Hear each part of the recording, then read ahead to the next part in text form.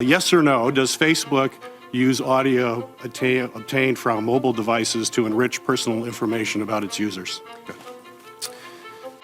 Tous les possesseurs de smartphones se sont posé la question à un moment ou à un autre. Est-ce que nos téléphones nous écoutent? Avec des publicités ciblées de plus en plus précises, qui nous connaissent de mieux en mieux et qui nous donnent l'impression que notre téléphone aurait enregistré et divulgué des informations sur nos conversations. Pour Factu, on répond à cette question et si vous voulez être certain de ne pas avoir un mouchard auprès de vous, restez jusqu'à la fin de la vidéo. Commençons par nous pencher sur les téléphones. Ces outils considérés comme indispensables pour 79% des 18-35 ans sont également une source d'inquiétude pour nombre d'entre nous. 78% des Français pensent aux risques liés à l'utilisation de leurs données.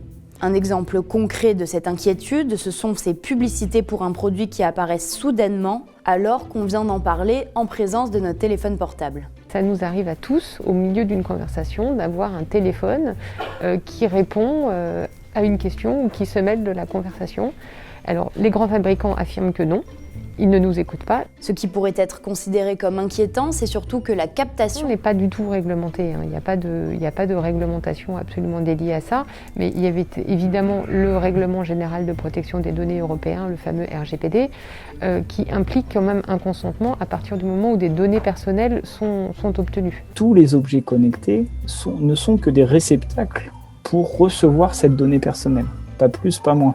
L'enjeu, il est sur la donnée, il n'est pas sur le téléphone en lui-même. En fait, ce ne sont pas les téléphones en tant que tels qui posent question, mais plutôt les applications qu'on installe dessus qui exigent un accès total ou partiel à nos données. Quand vous avez un pop-up sur votre ordinateur qui vous demande l'accès ou l'autorisation d'accéder à des données, à vos données, posez-vous les bonnes questions. À partir du moment où on autorise une application à utiliser le micro du téléphone portable, on peut tout à fait légitimement se poser la question de ce à quoi ça emmène. On peut craindre que parfois il y en ait qui ne soient pas tout à fait respectueux de la vie privée. Par exemple, en 2018, suite au scandale Cambridge Analytica, Mark Zuckerberg, PDG de Facebook, avait été interrogé sur la question. Yes or no, does Facebook use audio obtained from mobile devices to enrich personal information about its users?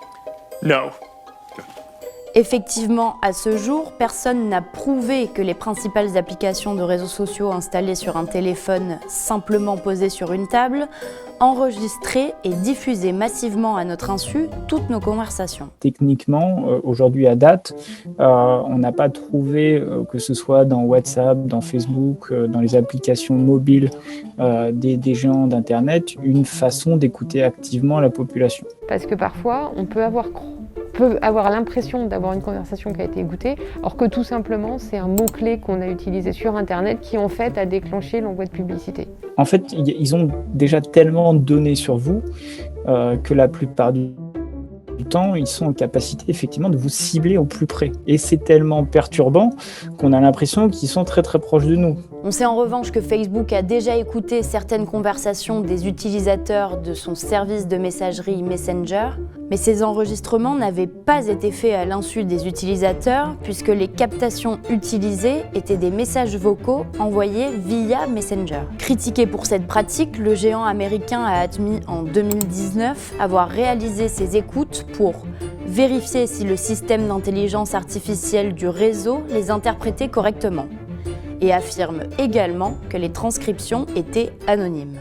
Enfin, il y a le cas des assistants vocaux qui sont intégrés dans nos téléphones, comme Siri chez Apple, Bixby chez Samsung, Cortana chez Microsoft, ainsi que dans les enceintes connectées type Google Home, Echo Dot d'Amazon ou encore HomeKit d'Apple pour les plus connus. Un assistant vocal, c'est un micro ouvert. Alors effectivement, on écoute passif la plupart du temps, mais on écoute actif parfois. Au milieu de votre salon, dans votre chambre à coucher, dans la chambre de vos enfants, et vous avez payé pour ça de votre plein. Évidemment, les enceintes connectées et assistants vocaux ont la capacité technique d'enregistrer en continu, puisqu'ils sont faits pour ça, mais ça ne signifie pas pour autant qu'ils analysent tout ce qui est dit en permanence. Google ne gagne pas beaucoup d'argent, c'est pas sur les 20 ou 30 euros que coûte l'assistant de Google qui vont se faire de l'argent. C'est sur toute la donnée qui vont récupérer. D'après un test mené en 2019 par l'entreprise Wandera, spécialisée dans la cybersécurité, nos échanges sans avoir sollicité les assistants, c'est-à-dire sans avoir prononcé « Dis Siri » ou « OK Google » pour enclencher la détection, ne seraient pas traités et analysés via Internet.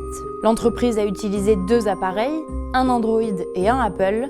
Chaque téléphone a été exposé à une salle complètement silencieuse, puis une salle avec une vidéo YouTube parlant de nourriture pour animaux. On voit clairement sur ce graphique que sans sollicitation avec les mots-clés pour activer l'assistant, aucun échange de données n'a été signalé. Le seul moment où des données ont été envoyées, c'est lorsqu'un « Dis Siri » ou « OK Google » ont été prononcés. Surtout que... Il faut raison garder dans le sens où tout ce qu'on dit n'est pas intéressant. Et la voix est vraiment quelque chose de très compliqué à analyser. Ça représente de tels volumes de data que pour le moment, il n'y a pas les puissances de calcul qui permettent de gérer ce volume de data. C'est la seule explication logique à non, il n'y a pas de risque parce que c'est trop énorme. Même en mettant des mots-clés. Les résultats sont rassurants, mais pour tous ceux qui ne sont pas encore convaincus, voici quelques conseils pour éviter d'avoir à chuchoter à côté de vos appareils équipés de micros. La CNIL, la Commission nationale de l'informatique et des libertés, recommande de privilégier l'utilisation de dispositifs équipés d'un bouton de désactivation physique du microphone et d'envisager un moyen d'activation moins incertain que la détection de mots-clés. Le conseil numéro 1, si on ne veut pas être écouté et si on veut une vie privée totale, je dirais presque c'est de n'aller pas sur Internet. Donc c'est un peu compliqué. De ne pas acheter des enceintes dont on ne connaît pas le fabricant, des sous-marques, etc. De rester sur les grosses plateformes quand même, c'est là où c'est à peu près le plus encadré. Et de penser à éteindre ces appareils quand vraiment on n'a pas envie d'être écouté. Et jusqu'à preuve du contraire, un appareil éteint, non pas en veille, est totalement inoffensif.